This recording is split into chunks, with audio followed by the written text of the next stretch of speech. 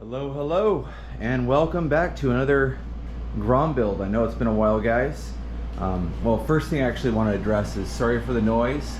It's really hot here in Phoenix, and I got to keep the AC going, so that noise, I apologize ahead of time, but you're going to be hearing it the entire video. So, what we got here is a brand new engine for the Grom, but not any engine. This is a previous gen, so like a OG SF engine that's going into the 3rd gen frame. Very minimal modifications, but the main reason I'm doing this is because the 3rd gens are limited in their big bore capacity to about 149, and even then the 149s, being kind, they're a little finicky. So I've seen mixed results with them. They don't seem to be as robust and as strong as the previous gen motors, and that's just the way it is. So we have a solution here, and this is actually a build. It's called a 181 Neo, and it's from the Speed Shop. Mr. Wayne Strickland put it together for me. So I'm gonna try to cover as much as I can here from memory, but basically it's a 181, so it's a big bore. It's got ported and polished head. I think it's got the titanium valve retainers. We've got this set up for not a 4-speed, it's a 5-speed. They had the, what is it, the Katako cover on the side here with we've got the oil filter, so I don't have to deal with the spinner. Couple of modifications do have to be made to the case and or frame, depending on what you choose. But just very small cuts here and there to make it fit with the frame. If you don't want to do that, I believe I think the Chimera has a set of mounts that will show you what you need to cut for clearance. I think it's something like right here, and similar on the other side. Let's see here. It's basically everything that I want in a motor. This thing is supposed to be capable of 22 to 24 horsepower. Basically, I did everything but the 4-valve head. That's eventually going to come. We got a 34 millimeter intake here, or throttle body, I should say. I mean, it's a work of art. It's a beautiful motor. We've got their oil cooler ins and outs. Pretty straightforward. It should be plug and play. Wayne did a great job. We've also got a mess of other stuff here. Got a sweet titanium exhaust we're going to throw on it. We've got the A-Racer, airflow sensor. I am waiting for a intake, but that's going to be all in the same video here. So although I have to wait a couple more days for that to come in, you guys are going to have it real fast. I've got some line here. I do want to eventually get some high quality, maybe like metal lines. I was going to see if I could use these, but they're kind of a non-starter. Here, I'll show you what I'm talking about. This is a larger oil cooler that I'm not going to use, but I'm going to do some oil lines like that. Maybe if I can get the metal black, anodized black metal, but need to have them custom made. For now, just to kind of get things started, I did buy some just basic tube that's should be rated high enough for the oil. It's nothing too crazy. It's going on a Grom. Another thing I noticed is I have to make a new fuel line. The one that I got from PLR, which is the oversized fuel line, just a little bit too short because everything sits just a little different here. Let's see here. There is a little bit of cutting I have to do on the frame. So I already got the cutter out. You guys will see that in a minute, but we have to cut a little nub off of here. Other than that, that is so far what I've seen that I need to do. Everything else should be pretty much plug and play here. But yeah, look at that motor. It's a thing of beauty. Oh, you know what? I'll show you these. Wayne actually makes the mounts, but they look pretty much exactly like the Chimera ones, except the Chimeras are, I think, like a billet. But these actually go behind the mounts, so this is going to sit here, and it's only for the top. And that way you can use the top mount there. So, hardware that comes with it. Let's see here, if I'm missing anything else. Oh, I mean, we're gonna make this work no matter what. I did do a little test fitting. I should be able to make this work. Keyword is should. I really hope so, because this is cheap and kind of poor quality as these are made, because you have to keep replacing them. As you can see, I got a couple up there. They really, really complete the look. I really like how they look with my Grom. So, worst case scenario, especially with the exhaust, unless this runs out exactly where the Amazon one did, and I had to cut there, probably gonna have to order another one of these, which I think they're up to, I think, $160 a piece now. So it's the price you pay. Let's see, before I kind of dive right in, I'm just making sure we're good to go here. We got, I think, everything we need. Alright, so what I'll do is I'll show you guys me cutting that piece off. We'll get the motor mounted up in there and go from there. Okay, got a quick mock-up here, kind of see how it's gonna sit. And so far so good. We have one little spot that we got to take the cutting wheel to modify the Grom's frame, which actually is the only piece on the bike itself. The engine has a couple of cutouts on it, but this is the only spot where the actual frame or mount needs to be cut. I don't know if you guys can see, get that out of the way there. See that little nub? Right, position this here.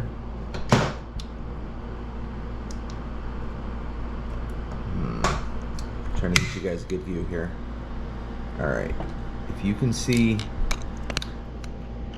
this nub right here, I put a line right there. That's about how much has to come off. So I'm going to bring the engine back down, take the cutting wheel to that, and then these mounts, which are right here, go on the inside and will mount up like so. Other than that, all the original engine mounts are still there. The case has to be modified a little bit. As you can see, there's, try to get you some light here, there's cutouts next to that bolt right there, and then down there, but very slight. So I'm going to lower this back down, we'll make those cuts and get it back into position and continue on our way. Okay, hopefully I got you guys a front row seat here.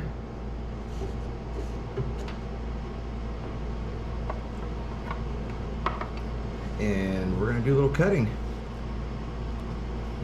Try to keep everything out of the way here. Definitely don't want to cut that.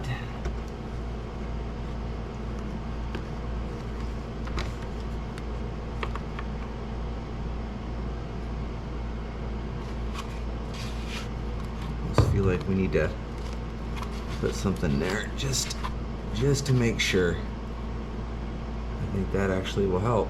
Alright, so we're going to cut straight across. Right there. Okay.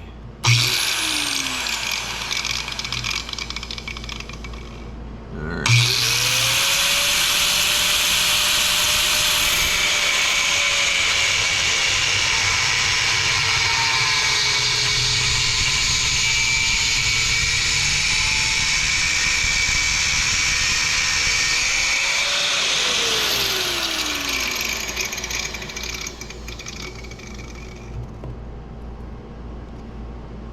Definitely not the straightest cut, but we'll clean it up.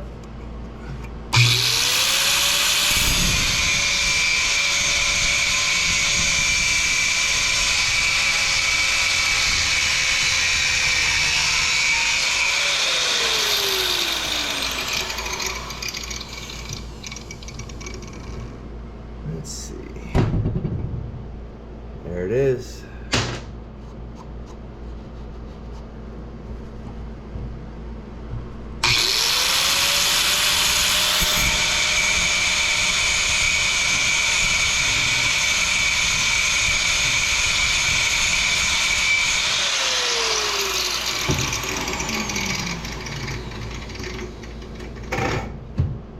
Cool.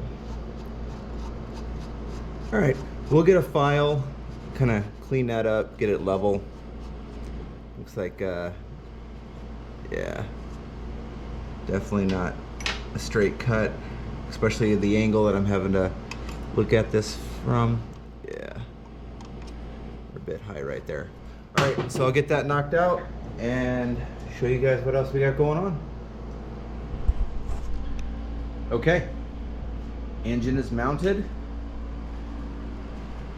I still have to put 2 nuts on right here and right there for the mounts, but I have the custom mounts installed here.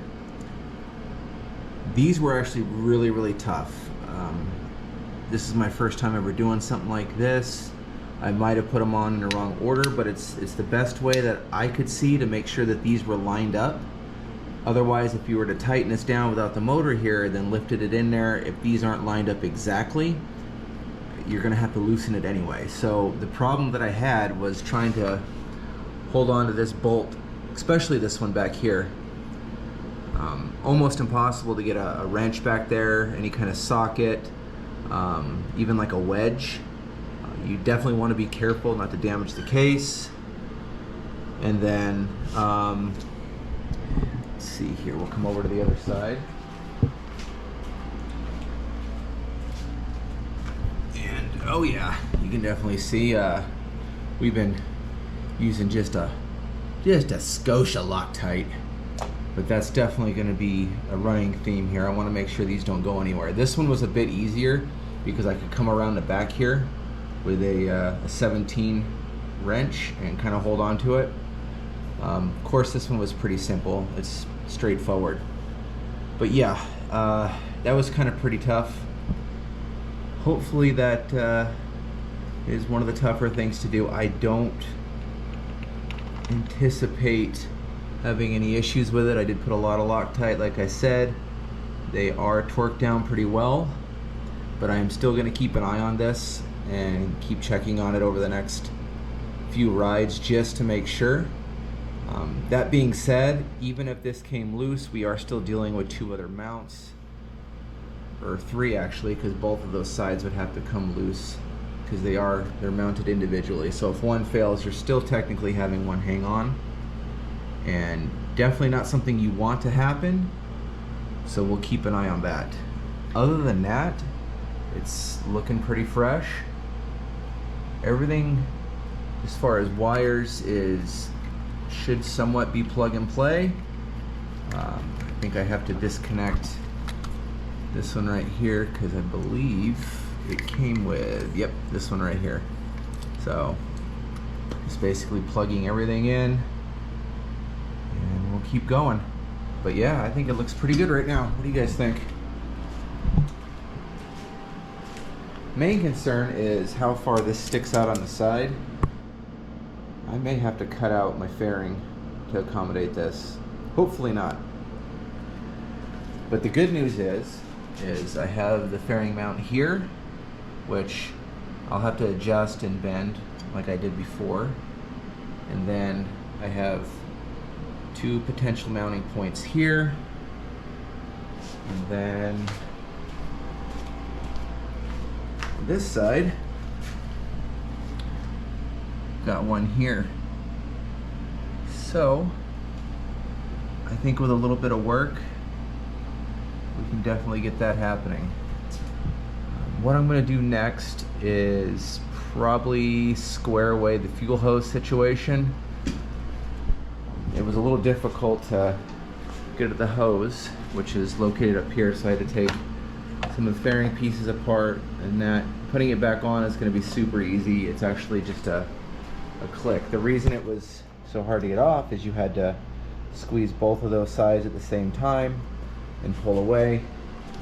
And the way this is situated, the way the hose runs, almost impossible without taking this off right here. No big deal. You do have to buy new rivets though, because once you take those out, they're kind of ruined.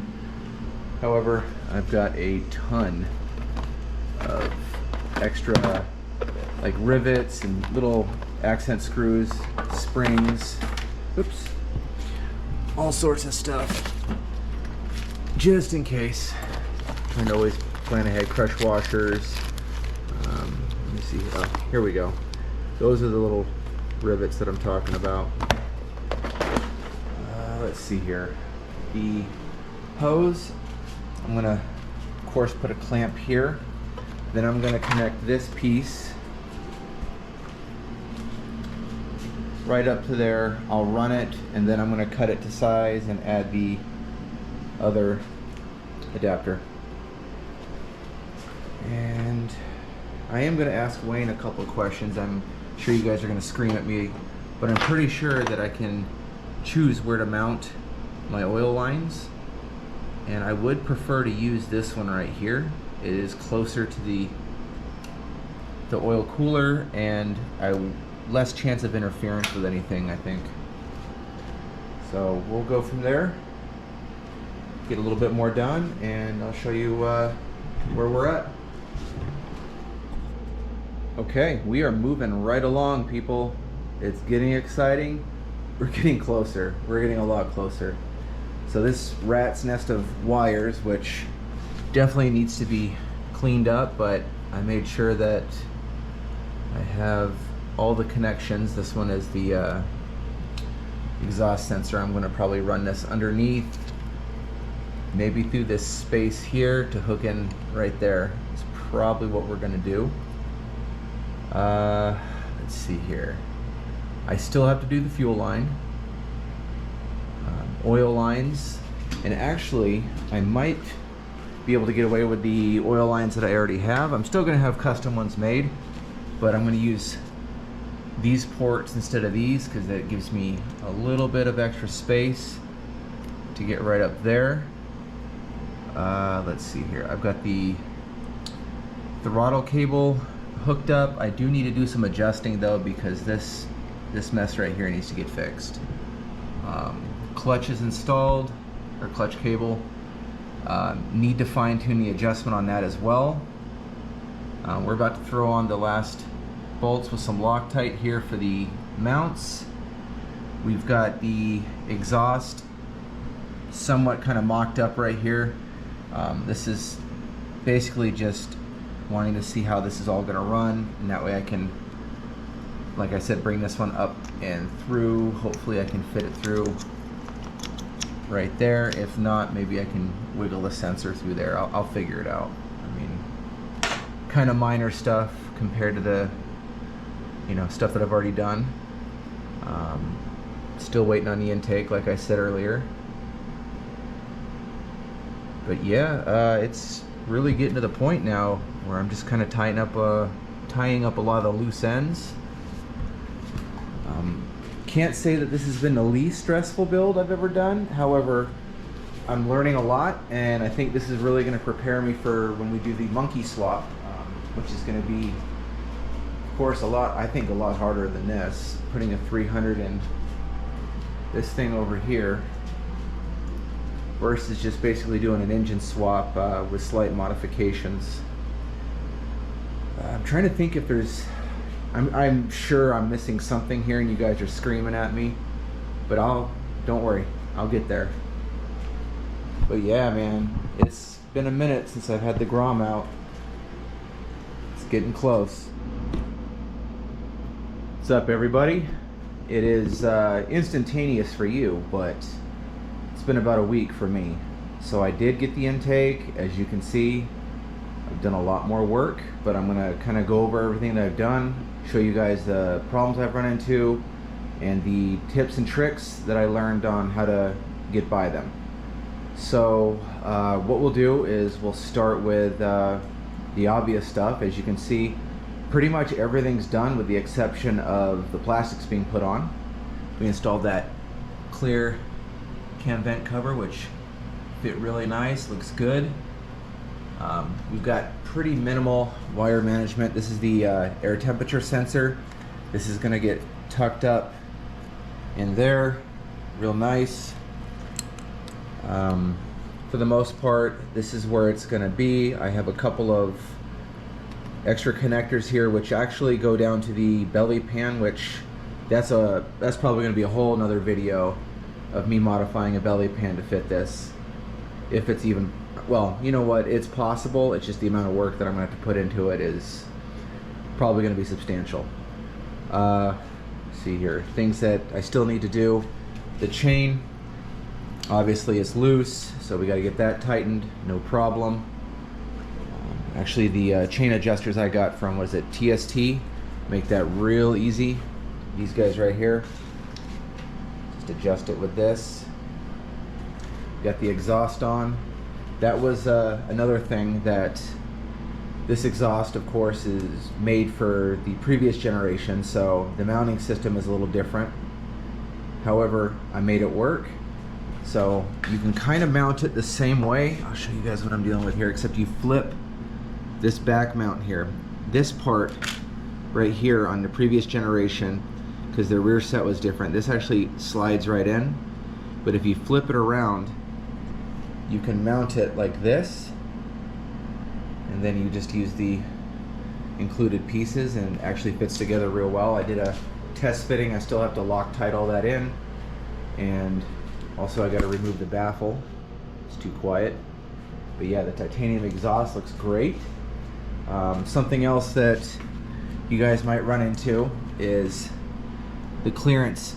Let me change the light there. There we go. The clearance right here for your rear set and the caliper, as you can see how close that is. I've got good clearance there now. However, that was actually touching before. And real simple fix on this one is I put some spacers, aka washers, between your rear set here and the bolt down there. Still plenty of thread and bolt going into that, super secure. It's not going anywhere, but it does give you that little bit of extra space that you need. A couple other things. So looking back, this is probably not the greatest place to mount the O2 sensor. If we put it a little bit more over to the side on this side or that side, it would be better, because the wire kind of runs up underneath there. But I'm gonna put like a heat shield coating or something on that and make it a little bit cleaner. Shouldn't be too much of an issue. It's not like it's touching the head or the exhaust or anything like that. We got the intake, which we're gonna trim back a little bit. I want to get the plastics and everything on it. I honestly, I kind of like the way it hangs down there, but it's definitely gonna get in the way of the fairing if I decide to go ham on that and install it, which, let's be honest, I'm gonna do it. That really completes the look of my bike. Let's see here. Other problems that I ran into. Okay. So you'll have to change out your transmission sensor. It goes into all the gears, it runs just fine, but you're gonna need another sensor to swap out, because the bike will say it's in second when it's in first. It'll say third when it's in second, you know, and so on and so forth. Won't recognize neutral. It'll go into neutral, but it won't recognize it. So if you put your kickstand down or anything like that, you don't have that luxury right now. Pretty simple fix. It's one screw. Let's see here. Other than that, I mean, pretty smooth for what we're doing. We're basically taking a motor that doesn't belong in this and sticking it in there. I've got the oil cooler hooked up. I was able to use one of the original lines, and then I actually have a temporary line here, but it's rated for, I think, 300 degrees, something like that, or 290, something like that. So this should be fine for now. I'm not in any hurry to kind of replace that. I eventually do want to get steel braided. We'll go with that. Let's see. Oh, throttle cable. Got a little from here, so as you can see, If I can get some light up there. It's not quite fitting the way it should, but that's basically just some adjusting that I have to do. All right, well, you know what? I'm sure you guys want to hear this thing started, right? So let's start it up. I can show you what I'm talking about. So it's in neutral right now. Normally there'd be an end there. And what we'll do is, actually I'm going to mount you guys right here, if I can. Get on there. There we go. Maybe I move it over a little bit. All right. You guys can. Oh, shit. Third time's a charm, right? Okay, there we go. All right, so I'm going to go through the gears. So, first, second, third, fourth, and I got to rock the. I can't get into fifth right now because it's attached to the lift, and I can't rotate the tires. But as you can see, it's technically not accurate. However, not really a big deal. It doesn't affect the way the bike runs. And let's be honest, a lot of bikes don't even have that feature. My 23 Monkey on the dash doesn't even have a gear selector, which I kind of thought was a big fail. Oh shit. Alright, so Monkey battery is dead. Dead. Got a bank of trickle chargers, and of course, I guess I forgot to hook it up. Shit. But anyway, we'll get the fairings on. We're gonna do a little more cleanup, and I'll get back to you guys. You know what I just realized? I was gonna say we're gonna start it, and I didn't start it. So here, listen to this.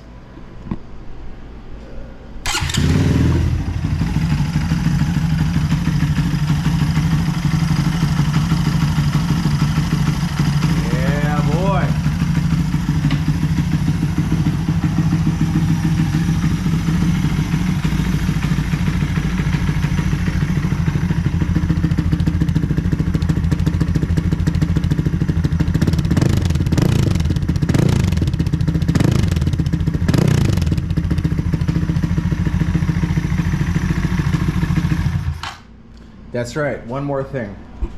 So the crankcase vent, I need to get a proper size and length tube to go from here to the intake right there. I'm gonna run it. So tighten the chain, grab a tube, clean up a little bit of the wires. This is, like I said, that's gotta get taken care of. But it's ready for the monthly tomorrow. All right. So now next time you see me, this thing should have its fairings back on and for the most part be done. Okay, plastics are on. We're about to go for a little cruise. Took the baffle out in the back. It's not even that much louder. Loctited everything up. Intake's all squared away. Still gonna trim it probably, but I'm gonna leave it like that for right now. I kinda like it. I don't see any leaks. It's already been warming up, so it's ready to rip. I do need a, see the sprocket cover right there? The one for the 22 is actually slightly too large, so I gotta get a sprocket cover, but no big deal. But yeah, I'm gonna get you guys strapped up on the helmet and we'll go for a cruise. All right, so we're gonna take a little test cruise. And I need to go pick up a, well, let's see here. We're gonna stop and grab some gas, and then we're gonna get a tube so I can connect my intake and my, what do you call that? The cam vent. All right, here we go. Man, it's hot out.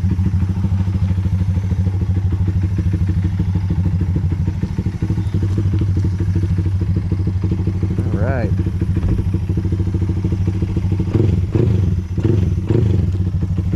Also want to test the position of the shifter here.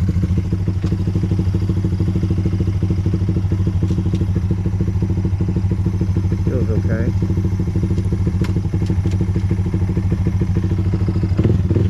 All right, here we go.